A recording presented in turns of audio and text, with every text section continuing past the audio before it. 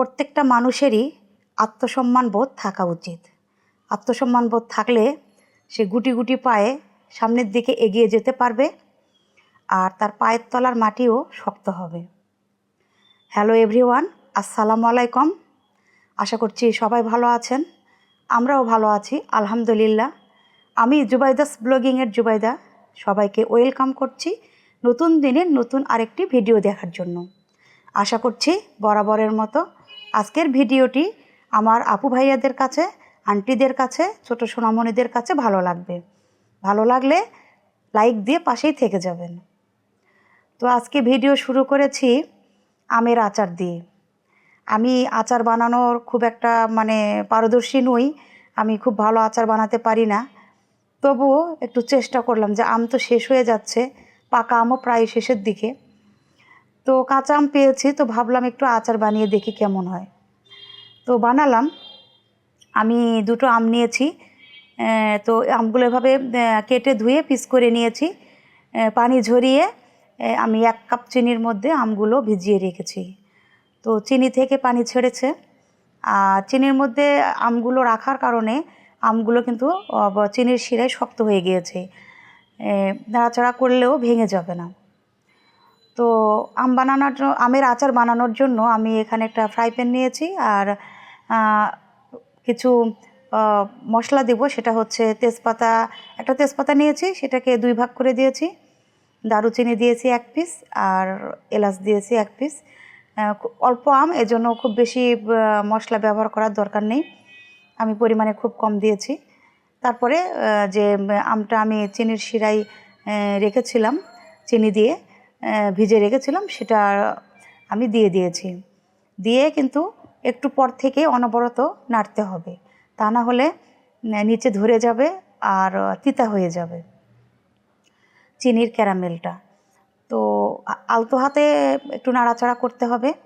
তো মোটামুটি একটা কালার চলে আসলে এটাকে নামাই নিতে হবে। তো আমি এখন এভাবেই নামিয়ে নিব, কারণ বেশি কালার চলে আসলে আবার তিতা ভাবটা চলে আসবে। কারণ আমি ফ্রাই প্যানের মধ্যেই রেখে দেব ঠান্ডা হওয়া পর্যন্ত। ঠান্ডা করার পরে আমি বয়মে রেখে দেব এই জন্য। তো ফ্রাই প্যান যেহেতু গরম থাকবে, তো গরমেই আরও বেশি পরিমাণে ডার্ক কালারটা চলে আসবে, এই জন্য আমি হালকা কালার আসতেই আমি নামিয়ে রেখেছি। তো নামানোর পরে ঠান্ডা করে নিলাম, প্রায় 90% আমি ঠান্ডা করে নিয়েছি। তারপরে এখন একটা আচারের বয়মেই আমি আচারগুলো নিচ্ছি। এটা একদমই মিষ্টি আচার, এখানে জাস্ট চিনি দিয়েই আমি বানিয়েছি। এটা পোলাওয়ের সাথে খেতেও খুবই মজা লাগে। যারা মিষ্টি আচার পছন্দ করেন তারা কিন্তু এটা খুব সহজেই বানিয়ে নিতে পারবেন। খেতে খুবই মজার, পোলাওয়ের সাথে ভালো লাগে। আবার আমরা তো পাউরুটি খাই জেলি দিয়ে, এর জুসটা দিয়ে আমরা পাউরুটিতে লাগিয়েও কিন্তু জেলির মতো ব্যবহার করে খেতে পারি। খেতে কিন্তু অনেক মজার হয়, দুর্দান্ত একটা টেস্ট বলা চলে। যারা মিষ্টি আচার পছন্দ করেন তারা এই রেসিপিটা ফলো করে করতে পারেন, আশা করছি ভালো লাগবে। তো আমি আচারের বয়মে আচার বানিয়ে নিয়েছি, ছোট বয়ম, কারণ আমি তো অল্প আম দিয়ে বানিয়েছি। তো যাই হোক, আচার বানানোর পরে আর আজকে আমি পুডিং বানাতে চেয়েছি, যে বড় আপার বাসায় যাব, বড় আপার মেয়েদেরকে দেখতে, আমার ভাগ্নিগুলো 3টা ভাগ্নি আমার। তো তাদেরকে দেখতে যাব, যেহেতু বড় আপার দুলাভাই হজ করতে গিয়েছেন। তো ভাবলাম তাদের জন্য পুডিং বানিয়ে নিয়ে যাব, সবাই মিলে ওখানে মজা করে খাওয়া যাবে। তো এই হচ্ছে আমার পুডিংয়ের অবস্থা। আমি দুধ রেখেছিলাম ফ্রিজের মধ্যে, সেটা একদম ছানা হয়ে গিয়েছে। তো আমি ভাবলাম আজকে ছানা দিয়েই বানাই, দেখি কেমন হয়। সবসময় তো দুধ দিয়েই বানাই, তো আজকে ছানা দিয়েই বানাই, যেহেতু দুধটা ছানা হয়ে গিয়েছে। তো ছানা হয়ে গেছে, কিন্তু দুধটা কিন্তু টক হয় নাই, এই জন্য আমি আবার ওটা বানালাম। এর মধ্যে কনডেন্স মিল্ক দিয়েছি, ডিম দিয়েছি, সবই দিয়েছি যেগুলো দরকার, কিন্তু শুধু জমে নেই, এটাই আর কি। তো আমি অনেকক্ষণ পর্যন্ত ফ্রিজে রেখে দিয়েছিলাম, কিন্তু তারপরেও আমি এটা ছানা, যেহেতু দুধ না, ফ্রিজে রেখেও কোনো লাভ হয়নি। এটা ছানাই থেকে গিয়েছে, বলতে পারেন এটা ছানার পুডিং। জমেনি, যে আমার তলায় একটু বেশ অনেকখানি লেগে গিয়েছে। পুডিংও অনেক সময় লেগে যায়, কিন্তু এভাবে তো আর লাগে না। তারপরেও খেতে কিন্তু অনেক মজার হয়েছিল, টেস্টি হয়েছিল, যেহেতু ছানা দুধেরই জিনিস। খেতে কিন্তু অনেক মজার, কারণ এখানে ডিম আছে, কনডেন্স মিল্ক আছে, অনেক টেস্টি হয়েছিল, বাট জমেনি, এটাই আর কি। তো এভাবে কেটে দেখাচ্ছি আপনাদের, এভাবে কেটে নিচ্ছি, কিন্তু এটা আসলে জমেনি। এটা চামচ দিয়ে খেতেই ভালো লাগবে। আর এটা পাউরুটির সাথেও খাওয়া যাবে, বা মুড়ির সাথে খাওয়া যাবে, আবার এমনিও চামচ দিয়ে উঠিয়েও খাওয়া যাবে। খেতে কিন্তু মজা হয়েছে। আপনারাও করে খেয়ে দেখতে পারেন। যদি কারো দুধে এরকম কখনো ছানা হয়ে যায়, তো এভাবে একটা ডেজার্ট বানিয়ে খুব সহজেই কিন্তু খাওয়া যায়। তো যাই হোক, আমি তো এটা বানিয়ে নিলাম, বড় আপার বাসায় আর নিয়ে যাওয়া হলো না, নিয়ে যাইনি। তো আজকে আমি আপনাদের সাথে একটা টিপস শেয়ার করব, যেটা সবার প্রয়োজন, বা সবাই মানে চায় আর কি, বার্ধক্য ধরে রাখতে, বয়সটাকে ধরে রাখতে। তো আমি সেটা আপনাদের সাথে শেয়ার করব। আমরা অনেকেই আছি যে আমরা বিভিন্নভাবে চেষ্টা করি বয়সটাকে ধরে রাখার। তো সেই টিপসটাই আমি আপনাদের সাথে আজকে শেয়ার করব। তো অনেকেই কিন্তু বাঁধাকপি খেতে চান না। বাঁধাকপির একটা গন্ধ অনেকে নিতে পারে না, কিন্তু এই বাঁধাকপি প্রত্যেকটা মানুষের জন্য কিন্তু খুবই জরুরি। এটা মানে এত দরকার শরীরের জন্য, এটা আসলে বলাই বাহুল্য। এটা এখন শীতের সবজি নয়, গরমের সময়ও পাওয়া যাচ্ছে। তো যারা বাঁধাকপি খেতে পছন্দ করেন, বা যারা বয়সটাকে ধরে রাখতে চান, তারা বেশি বেশি পরিমাণে বাঁধাকপি খাবেন। তো বাঁধাকপি একদম কুকড করে খাবেন না, এটা একটু ক্রাঞ্চি ভাব থাকলে সবথেকে বেশি ভালো হয়। মানে কাঁচাটা, একদম কাঁচাটা খেতে পারলে খুবই ভালো। আর যারা কাঁচা খেতে পারবেন না, তারা হাফ ডান করে নেবেন, নিয়ে খাবেন। যদি কেউ বয়সটা ধরে রাখতে চান, বা নিজের সৌন্দর্যকে বৃদ্ধি করতে চান, তাহলে খুব বেশি পরিমাণে বাঁধাকপি আর পেঁপে খাবেন। বাঁধাকপি আর পেঁপে কিন্তু সৌন্দর্য ধরে রাখার মানে একটা, মানে খুবই বড় একটা, মানে কি বলবো, খুবই বড় একটা মানে উপায়। মানে যারা বয়স ধরে রাখতে চান, বার্ধক্য ধরে রাখতে চান, তারা খুবই বেশি পরিমাণে বাঁধাকপি খাবেন এবং পেঁপে খাবেন, কাঁচা পেঁপে। এটা বয়স ধরে রাখতে সাহায্য করে, আর মানে শরীরটাকে খুব টান টান রাখে। যারা হজম করতে পারবেন, তারা পারলে কাঁচাটাই খাবেন।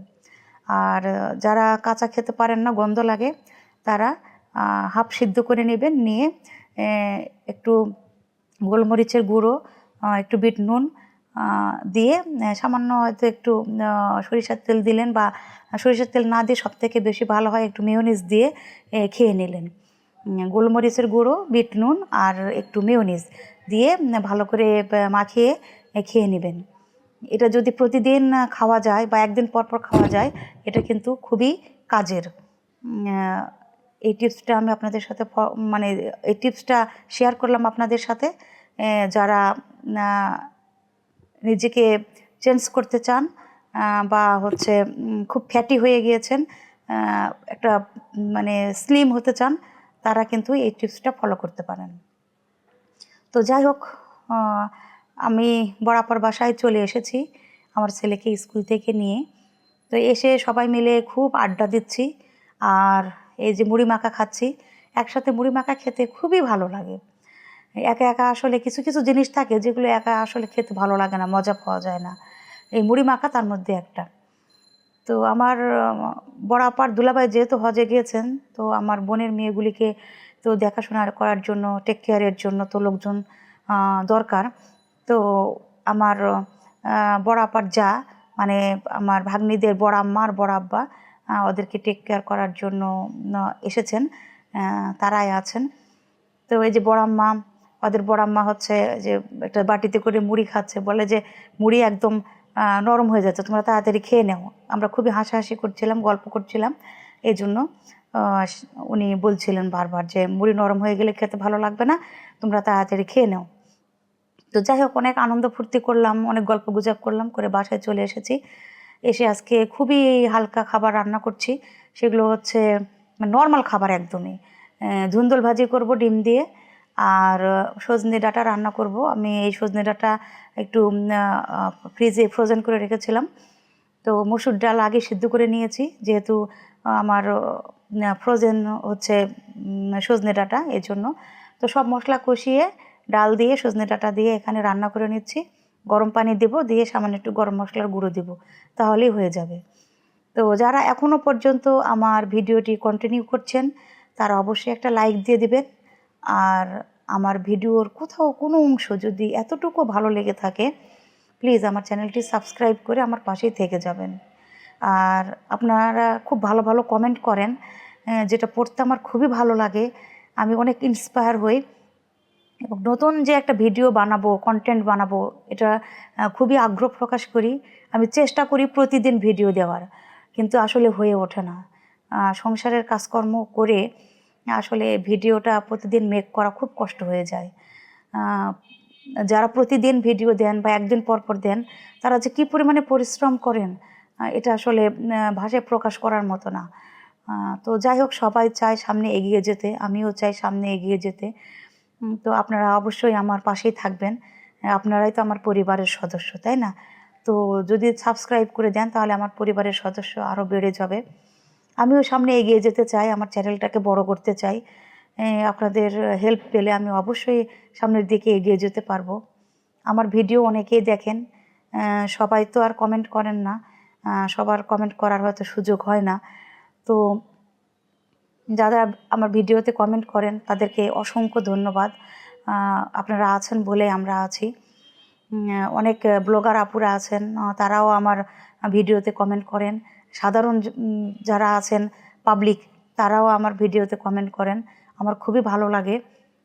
আপনারা আমার সাথে আছেন, আমিও আপনাদের সাথে আছি। আমরা সবাই একসঙ্গেই পাশাপাশি চলতে চাই। তো আমরা সবাইকে হেল্প করব, আমরা লাইক দিব, পাশে থাকব সবাই সবার।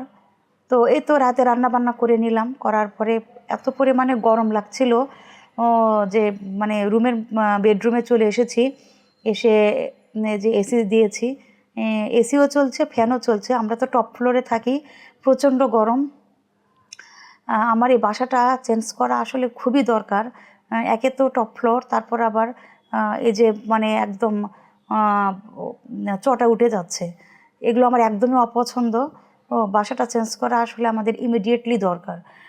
তো যাই হোক, এই যে মাহির আব্বু সন্ধ্যায় তো আমরা নাস্তা করেই এসেছি, আবার মাহির আব্বু এই যে নাস্তা নিয়ে এসেছে। এখানে নান রুটি আছে, তারপরে চিকেন আছে, আবার মিষ্টি দইও নিয়ে এসেছে। তো এগুলো খেয়ে কিন্তু রাতের বেলা কেউই আর ভাত খাবে না। শুধু কষ্ট করে রান্না করলাম। সবই আমার ফ্রিজে রেখে দিতে হবে, উপায় নেই। কারণ এগুলো খাওয়ার পরে আর ভাত খাওয়ার কারো রুচি থাকবে না, আর পেটটা সবারই ভরা থাকবে। তো যাই হোক, যারা আমার ভিডিও দূর দূরান্ত থেকে দেখছেন, সবাইকেই শুভকামনা। সবাই ভালো থাকবেন, আমার জন্য দোয়া করবেন, আপনাদের জন্য দোয়া। আজ এ পর্যন্তই। আল্লাহ হাফেজ।